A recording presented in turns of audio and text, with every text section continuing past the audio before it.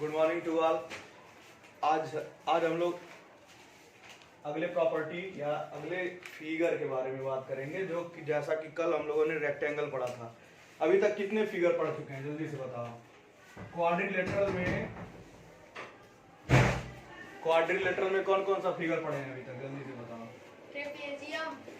Quadrilateral में trapezium पढ़ लिए। Yes sir. ट्रेपेजियम और काइट। उसके बाद दूसरा फिगर क्या था? Arrowhead property. क्या? एरोहेड। एरोहेड। इसके बाद एरोहेड था। काइट था। काइट था।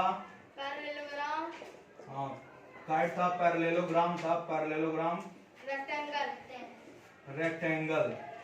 रेक्टेंगल। इतने सारे हम लोग जो है फिगर पढ़ चुके हैं और इसके प्रॉपर्टीज के बारे में जान चुके हैं। आगे मैं इससे पहले तुमको कल का पढ़ाया हुआ चीज पूछूंगा। पहले क्या क्या पढ़ाया हूँ उसको पहले पूछ के फिर आगे बढ़ेंगे। आज पढ़ना स्क्वायर। हाँ। स्क्वायर पढ़ने से पहले मैं बड़े बड़े लेटर में लिखूंगा SQUA। देख लो स्पेलिंग सही है कि नहीं। सही है। स्क्वायर का मतलब होता है वर्ग। Very good. इसका हिंदी होता है वर्ग। सबका हिंदी भी बताते चल रहा हूँ मैं। Yes sir. तो चलो रेक्टेंगल के प्रॉपर्टीज बताओ। क्या क्या प्रॉपर्टी होता है बताओ। खड़ी हो जाओ। टू साइड्स आर पैरेलल, मतलब दो साइड आपस में पैरेलल होते हैं। स्ट्रक्चर कैसा होता है? इस तरह का कुछ होता है। Yes sir. ऐसे होता है ना। Yes sir. हाँ, तो मैं नाम यहाँ लिख रहा हूँ, तुम्हें बताना है कौन कौन सा पैरेलल होगा। जल्दी से बताना। A parallel B. A parallel था। हाँ, ए बी साइड है ना। DC. A B parallel DC. हाँ, और दूसरा DA parallel CB. DA parallel CB. चलो, बहुत अच्छी बात है, सही है। उसके बाद और क्या होता है? सर दो साइड आपस में इक्वल भी होते हैं। कौन कौन सा बताओ।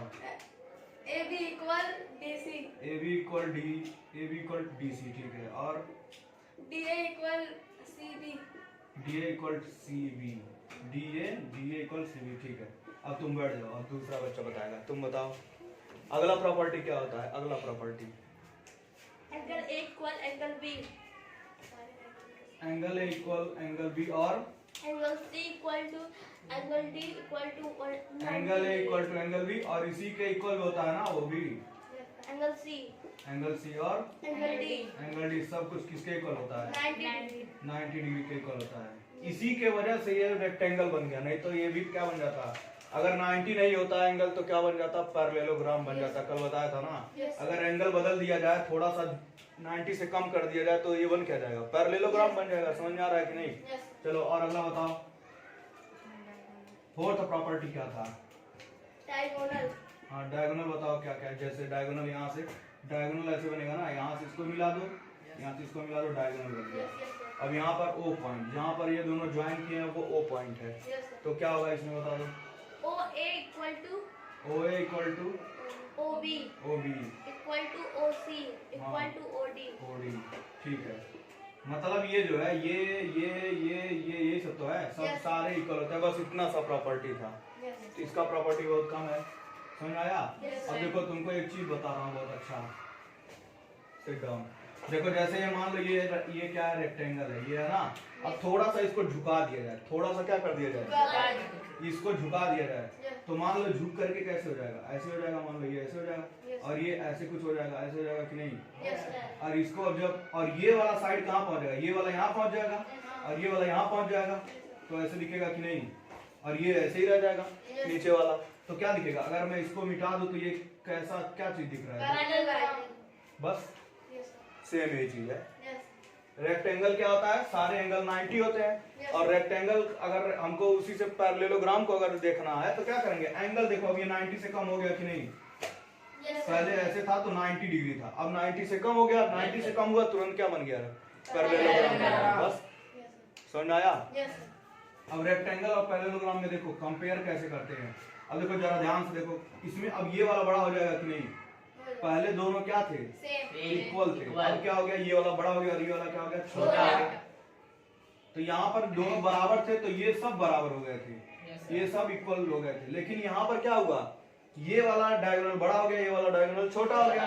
तो ये अब खाली ये इसके बराबर रह जाएगा और ये इसके बराबर रह जाएगा। बस समझ में आया?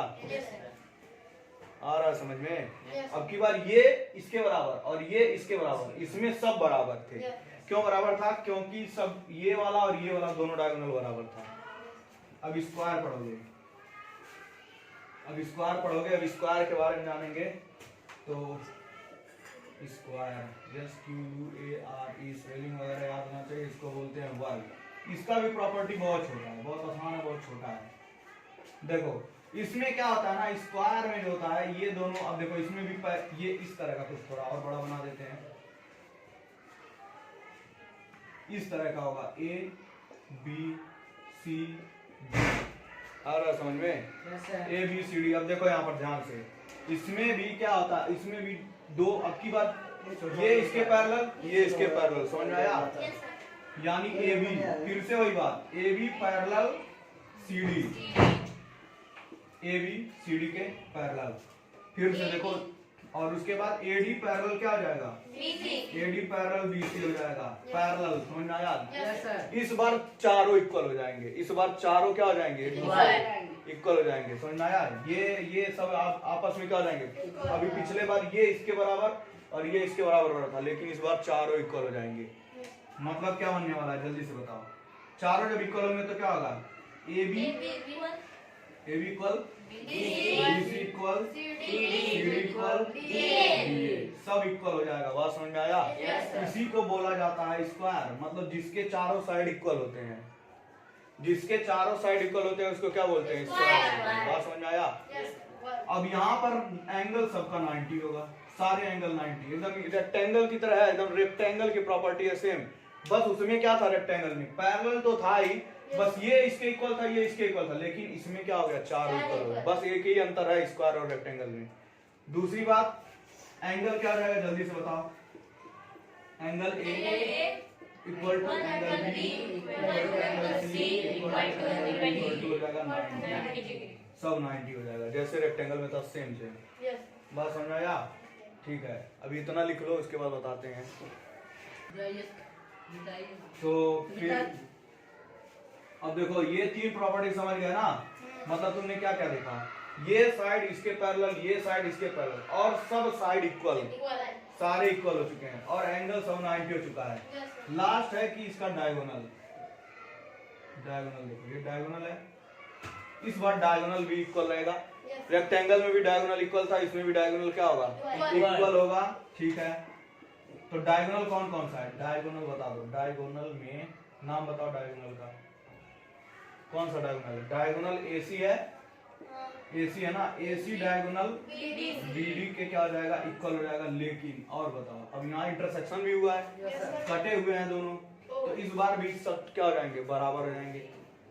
ये और ये और ये और ये सब कुछ क्या हो जाएगा, बराबर।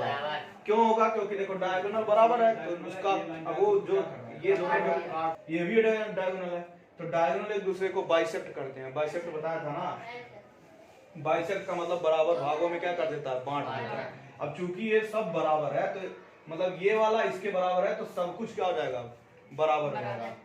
तो यहाँ क्या होने वाला है, बता दो। OA equal to OB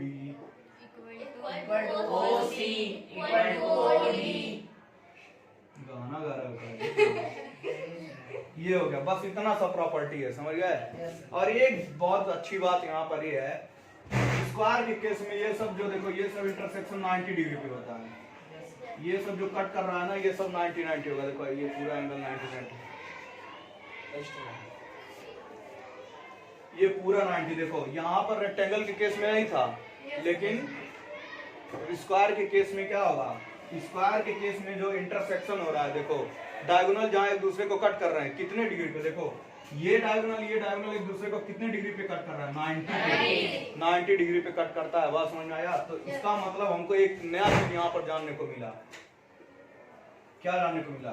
angle COD कितना होगा, 90 डिग्री। यहाँ देखो COD मतलब ये वाला एंगल कितने डिग्री पे कट करेगा, 90 पे। ऐसे सारे एंगल 90 हैं, सारे एंगल क्या हैं, 90 हैं। तो कौन होगा, COB भी 90 होगा।